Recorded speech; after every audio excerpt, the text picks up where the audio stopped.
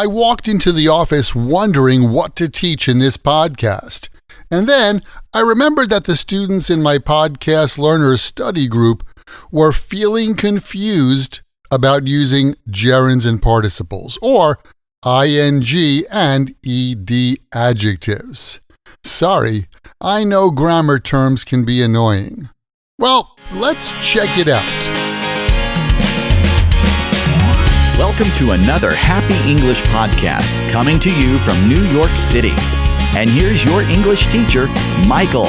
All right, thank you, John, and thanks, everyone. It's Michael here from Happy English, and I help people speak English better. And this is Happy English Podcast, episode 775, Gerunds and Participles. Today, we're diving into two grammar points that can seem overwhelming, gerunds and participles. But don't worry, I'll show you how to make them a natural part of your English conversations. And I know this may sound scary, even when you see them in a textbook, but my lesson for you today is to bring these grammar ideas out of the book and into your English conversations. I want to help you see how they can add a lot of depth and interest to your English. Let's start with gerunds. These are the ing verbs that are used as nouns. And using them can help you add a bit more to your English. Like, imagine your coworker walks out of a meeting room in your office. You could just say that she left the room, but that doesn't always paint the whole picture of what's happening. So how about this? She left the room laughing. Adding a gerund at the end of the sentence like that helps the listener really see the situation of the subject of the sentence. When I was walking in Central Park the other day, I saw an elderly couple. They were sitting by the lake fishing. Here, too, the gerund, fishing, gives us the whole picture of what the couple was doing. Of course, you could do that in two sentences. They were sitting by the lake, and they were fishing. But in conversational English, combining them into one sentence sounds more natural and engaging. They were sitting by the lake fishing. The grammar pattern here is the main verb followed by the gerund. The gerund describes what the subject of the sentence is doing in addition to the main verb. If I say, I woke up crying, the word crying explains what I was doing when I woke up. She left the room laughing. The word laughing describes what she was doing when she left the room. And they stood by the window talking. Talking shows what they were doing while standing. Now, let's move on to participle adjectives. Are you interested in that? Do those leave you confused?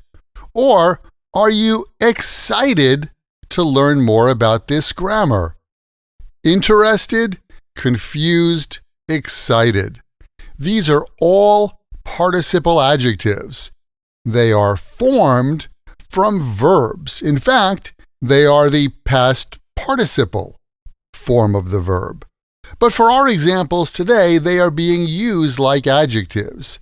These ed words describe the subject of the sentence, how they feel, or their state of being. Like, I woke up tired. Tired describes how I felt after waking up. Jack left the interview excited.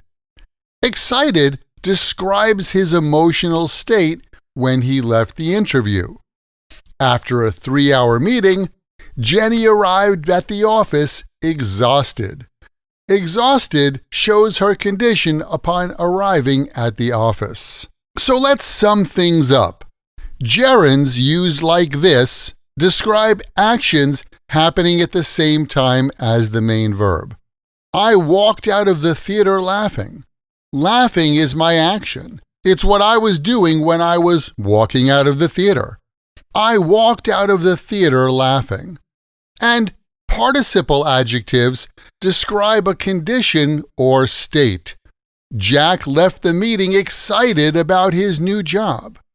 Excited is Jack's condition or state of being. It's how he felt after the meeting. Jack left the meeting excited. Both of these grammar patterns add colorful and concise descriptions to your sentences. I encourage you to experiment with these patterns to improve your fluency and expressiveness. And now it's your turn. Think of a situation you've experienced recently and try describing it using gerunds and participle adjectives.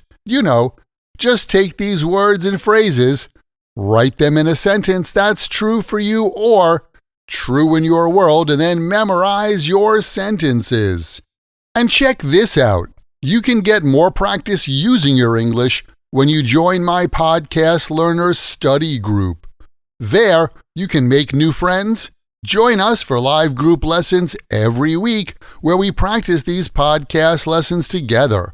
Plus, you get access to the PDF transcript and audio download for every Happy English podcast in the past and in the future.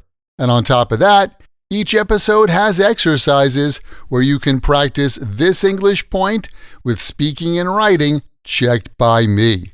To learn more, just visit myhappyenglish.com and choose podcast lesson 775. Remember, learning another language is not easy, but it's not impossible. And I'm here to help you on your journey.